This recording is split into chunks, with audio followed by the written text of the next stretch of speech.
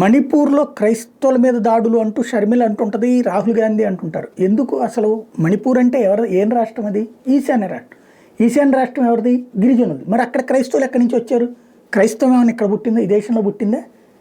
ఎక్కడో బ్రిటన్లో పుట్టినటువంటి క్రైస్తవ పని బ్రిటిష్ వాళ్ళు ఉన్నప్పుడు అది క్రైస్తవ రాష్ట్రమా?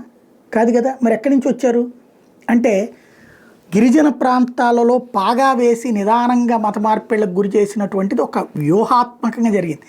ఆర్ఎస్ఎస్ కనుక గిరిజన ప్రాంతాలకి స్వయం సేవకులు పంపించకపోతే ఒక్కళ్ళు కూడా అక్కడ హిందుత్వంలో ఉండేవాళ్ళు కాదు. ఆ విధమైనటువంటి మార్పిళ్ళు జరిగేది. డానియల్ స్టీఫెన్ ఎవరైతే ఈ పర్సన్ ప్రస్తుతం మనకు ఆ గ్రౌండ్ బాక్స్లో కనబడుతున్న రెడ్లో కనబడుతున్నటువంటి అతను, ఇతనే అక్కడ కుకీల్ని మతం మార్చింది పెద్ద ఎత్తున. వాళ్ళని చివరికి ఆయుధాలు ఇప్పించి దాడులకి తెచ్చినటువంటి ఇతను హిందుత్వాన్ని టార్గెట్ చేయడానికి నియోగించబడ్డటువంటి వ్యక్తి. భారతదేశంలోని గిరిజన తెగలే కాదు, నేపాల్లో కూడా ఇప్పుడు మత మార్పిడి పెద్ద ఎత్తున చేసుకొస్తున్నాడు అన్నటువంటి విషయం ప్రపంచమంతా చూస్తోంది. కానీ అతన్ని ఆపే చర్య కాకుండా సమర్థించే చర్యలే నడుస్తున్నాయి.